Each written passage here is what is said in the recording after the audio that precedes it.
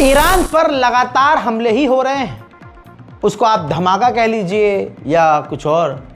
आपको आज तस्वीर जो दिखाने वाला हूं, आपके भी दिल में ये बात आ जाएगी कि ईरान पर ये हमले हो रहे हैं। ईरान में एक ही दिन में कई जगह ये बताया गया कि धमाका हुआ है, और जैसे ही सवाल उठने लगे तो सरकार ने कह दिया कि गैस पाइपलाइन फटी है, गैस फटी है और केमिकल फटा है। जैसे ये तस्वीर देखिए, ये पहला वीडियो देखिए, कुछ सेकंड का है। ये गैस पाइपलाइन फटी है, ये गैस फटा है, ये सिलेंडर फटा है। भाई क्या फटा है ये? अगली फोटो देखिए, फोटो भाई सीधा सीधा बिल्डिंग में ऐसा लग रहा है असैसिनेशन किया गया है। ये देखिए, ये जो है हो रहा है, ये कुंभ में हुआ है, कुंभ की घटना। अब ये धुआं निकलता हुआ देखिए, कराज, ईरान का बड़ा शहर कराज, और सीधी बात ये है कि ये हमले हो रहे हैं। ये कराज, इस्फहान, पता नहीं कौन कौन सी ईरान में जगह हैं, सब जगह एक साथ गैस पाइपलाइन फट रही है, सब जगह गैस धमाका हो रहा है। या तो ईरान बेवकूफ़ है, आप दुनिया ही बेवकूफ़ है? मतलब खुल्लम खुल्ला ईरान झूठ बोल रहा है, छुपा रहा है। अरे भाई हमले हो रहे हैं तो बता दो, सारी दुनिया को पता है कि सारे के सारे भारी मात्रा में गद्दार वहीं बैठे पड़े हैं। ईरान के लोग खुद गद्दार हैं, पैसे के लिए गद्दारी करते हैं, मुसाद के लिए जासूसी करते हैं। मुसाद अभी भी ईरान में एक्टिव है, उसका सबूत ये तमाम घटनाएं हैं, लेकिन ईरान मुंह से एक्सेप्ट कर नहीं सकता कि नाक कटेगी। यही सच है। ईरान को अपने अंदर जो छुपे हुए दुश्मन हैं उनको गिरफ्तार करके चौराहे पर फांसी देनी होगी, तो ही कुछ हो सकता है, वरना ये सब चलता रहेगा। 24 घंटे में भाई पूरे ईरान, मशहद, ईरान का मशहद शहर, वहां भी धमाका। ईरान ने यहां पर भी बोल दिया, अरे ये गैस पाइप फटी, गैस। हाँ, बेवकूफ है सारी दुनिया भैया, तुम सच्चे हो। वहीं ईरान ने आधिकारिक तौर पर फोटो दिखाई है और बताया है कि इजराइल के हमले में 41 बच्चे, 5 मेडिकल वर्कर और कई महिलाएं मारी गई हैं, जिनकी तस्वीरें दिखाई गई हैं ऑन एयर। तो दोस्तों, अगर 20 यहूदी मरे तो उसका पूरी दुनिया में शोर, और आज ईरान ने बताया कि उसके कम से कम 100 लोग मारे गए, तो शांति। ईरान को भी किनारे करो, लाख से ज्यादा फिलिस्तीनी गाजा में मारे गए, दुनिया में शांति। अजरबैजान ने ईरान के साथ धोखा किया है, इसकी एक कहानी है। सन 2020 में आर्मीनिया अजरबैजान की जंग चल रही थी, आपको याद होगा, उसको भी मैंने सबसे ज्यादा कवर किया था। उस दौरान आर्मीनिया के खिलाफ अजरबैजान की मदद इजराइल ने की, और इसके बाद अजरबैजान ने इजराइल को अपनी ज़मीन दी कि आप अपना मिलिट्री ड्रोन बेस बना सकते हो। तो आज उसी ड्रोन बेस और मिलिट्री बेस जो कुछ अजरबैजान में इजराइल के हैं, उसका इस्तेमाल करके ईरान पर इजराइल ने हमला किया है। ईरान के विदेश मंत्री ने जो नेतन्याहू के लिए बोला है, ऐसी भाषा और ऐसी बात कोई भी दुनिया का विदेश मंत्री किसी बंदे के लिए इस्तेमाल नहीं करता है, बहुत रगड़ के धोया है। ये रहा ट्वीट। नेतन्याहू ने मांग की थी कि ईरान अपनी मिसाइलों की रेंज 480 किलोमीटर तक रखे, उससे ज्यादा नहीं।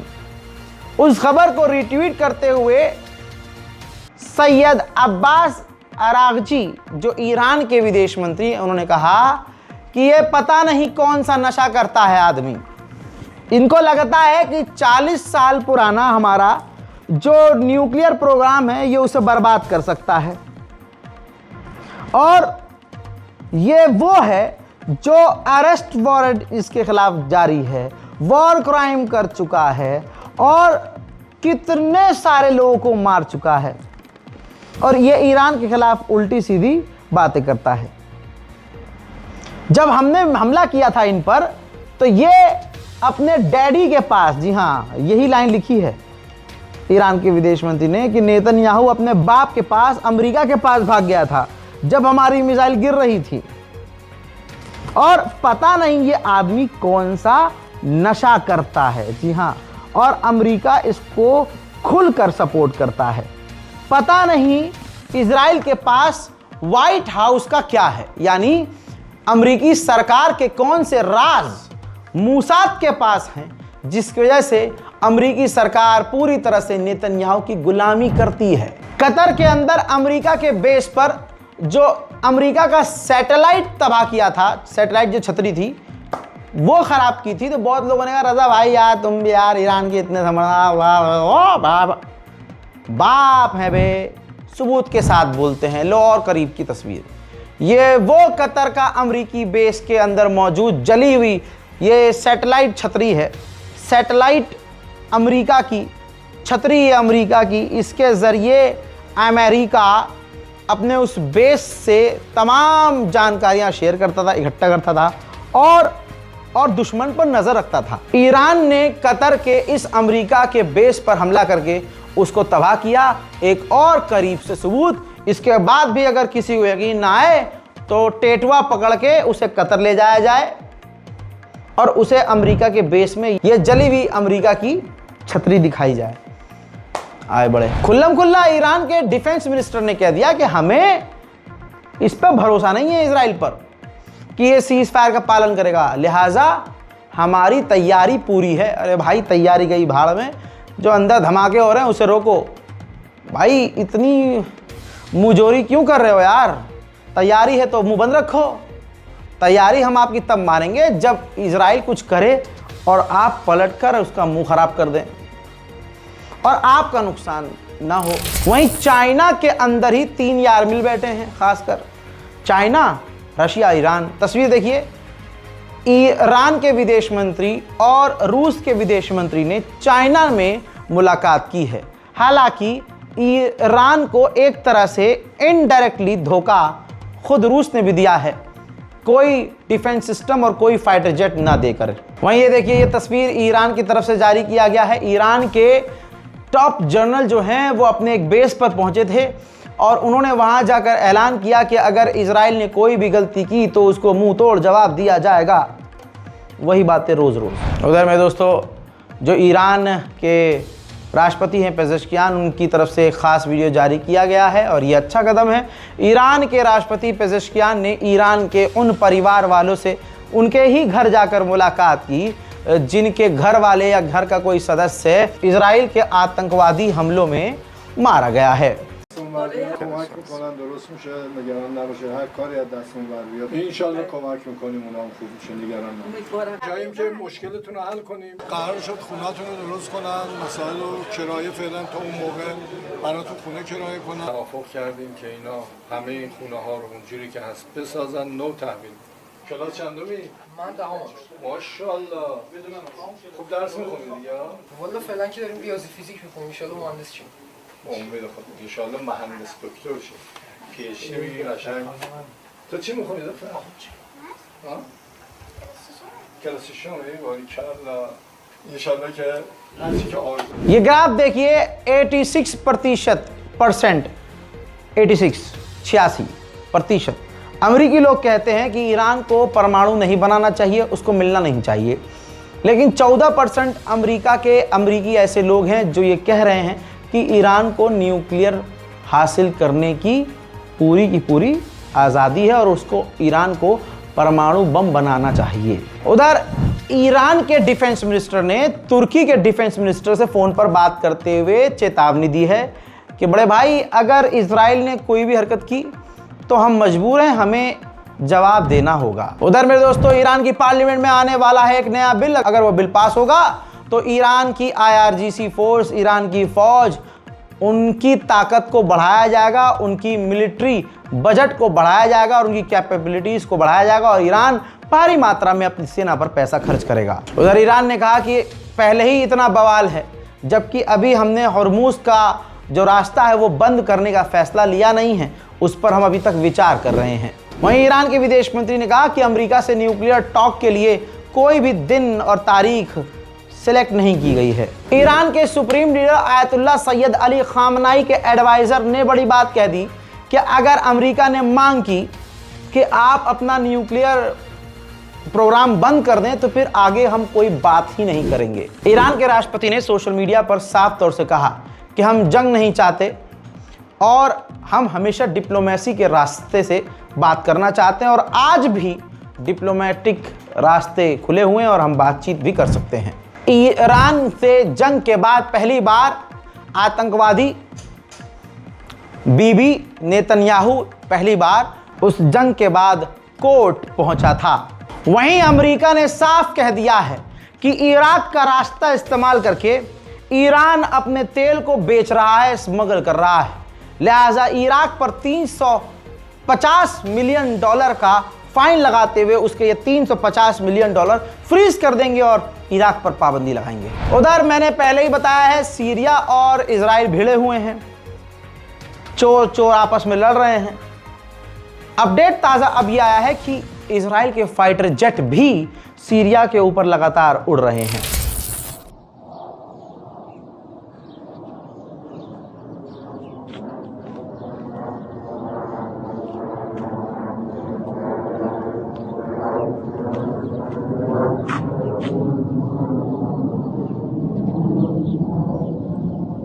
उधर सीरिया के अंदर सीरिया की फौज ने, जो जोलानी की फौज है, उसने हिजबुल्लाह के कई सारे लड़ाकों और लीडर्स को गिरफ्तार किया है।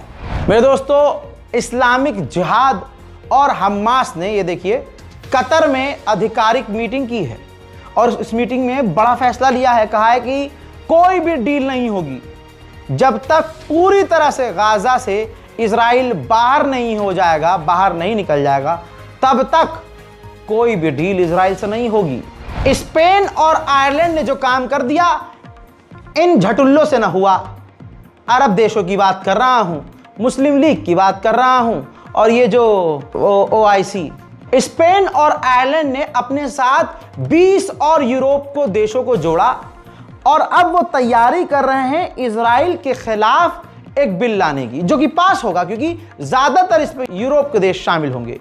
ऐसा एक छोटा मोटा कदम भी OIC आज तक न उठा सका, सब के सब अय्याश। उधर ये तस्वीर देख लीजिए, फिलिस्तीन का इलाका है और फिलिस्तीनी इलाके वेस्ट बैंक में फिलिस्तीनियों की प्रॉपर्टीज में इजराइल के सेटलर्स, इजरायली यहूदियों ने आग लगा दी है। हजरात मोहतरम, इजराइल के नेतन्याहू की पार्टी खतरे में है। ब्रेकिंग न्यूज आई है, आपके सामने ब्रेकिंग न्यूज है।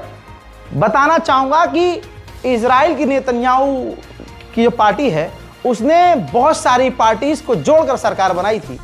उसमें जो अल्ट्रा ऑर्थोडॉक्स जो यहूदी हैं, वो उसकी पार्टी से तेजी से बाहर निकल रहे हैं, जिसके बाद अब नेतन्याहू की सरकार को अंदर ही अंदर बड़ा खतरा हो गया है। हजरात, जो इजरायली, चाहे सेटलर हो, चाहे कोई कंपनी में काम करने वाला कोई भी बंदा हो, जो गाजा और फिलिस्तीन के अंदर फिलिस्तीनियों के मकान को तोड़ रहा है, इजराइल उसको $9,000 पर मंथ दे रहा है, यानी 7,73,000 रुपया पर महीना दे रहा है इजराइल। आधिकारिक गाजा के ऑफिशियल रिकॉर्ड के मुताबिक 58,000 गाजा के लोगों की मौत हो चुकी है और तमाम अरब चुपचाप देख रहे हैं। उधर फ्रांस की कोर्ट, एक गैर मुस्लिम कोर्ट ने फिलिस्तीनियों के लिए अपना दिल नरम किया। रिपोर्ट आपके सामने है। रिपोर्ट के मुताबिक फ्रांस की कोर्ट ने ऐलान किया है कि सारे के सारे गाजा के लोग असाइलम ले सकते हैं, यानी इजराइल के जुल्म और सितम से परेशान जो भी गाजा का व्यक्ति है, वो फ्रांस आकर एज अ रेफ्यूजी असाइलम ले सकता है, पनाह ले सकता है। बहरहाल बेहतर तो यही है कि जंग खत्म हो जाए और किसी को अपना वतन छोड़ना ना पड़े, लेकिन भूखा और प्यासा गाजा के लोगों को तड़पाकर मारा जा रहा है। आपके स्क्रीन पर बारकोड इसीलिए है ताकि आइए हम मिलकर गाजा के लोगों को कुछ वक्त का खाना तो खिला सके। हमने कई कदम आप सबके साथ मिलकर गजा में उठा लिए हैं। हमने गरीब और यतीमों को कुछ कुछ अमाउंट भी बांटा है, जो इससे पहले के वीडियोस में मैं आपको बता चुका हूं। हमने वहां पर दाल, हमने वहां मैकरोनी, हमने वहां पर सूप, इसके अलावा पानी के टैंकर और इसके अलावा और भी हमने उनको बोला है कि जो हो सकता है आपके पास जो राशन मिले आप उसको बेहतरीन तरीके से बनाकर वहां बांटें। और ये काम हो चुका है और अभी और काम हो रहे हैं, जिनके सबूत मैं दिखा भी चुका हूं और आगे आपको प्रूफ दिखाऊंगा भी। दोस्तों, मदद चाहे 1 रुपये से हो चाहे 1000 से, बात यह है कि छोटी छोटी मदद मिलके अगर एक मदद की गठरी बन जाए और उस गठरी से एक वक्त का खाना एक मोहल्ले के लोग भी खा लें तो सुकून की नींद तो हमें कब्र में कुछ दिन तो आएगी। शायद हमारे गुनाह माफ़ हों, शायद हमारे हलक से खाना एक वक्त सुकून से उतर जाए। ये मेरी सोच है, आपकी क्या सोच है ये आप जानें। कुछ नहीं कर सकते तो हाथ जोड़कर आप लोगों से भीख मांगता हूं कि मेहरबानी करके अपनी इबादतों में फ़िलिस्तीन और गज़ा को मत भूलिए। पूरी दुनिया में शांति और अमन की दुआ कीजिए और अपने इस भाई के लिए भी दिल करे तो दुआ कीजिए। मैं हूं रज़ा, आप देख रहे थे रज़ाग्राफी अनस्क्रिप्टेड। जय हिंद।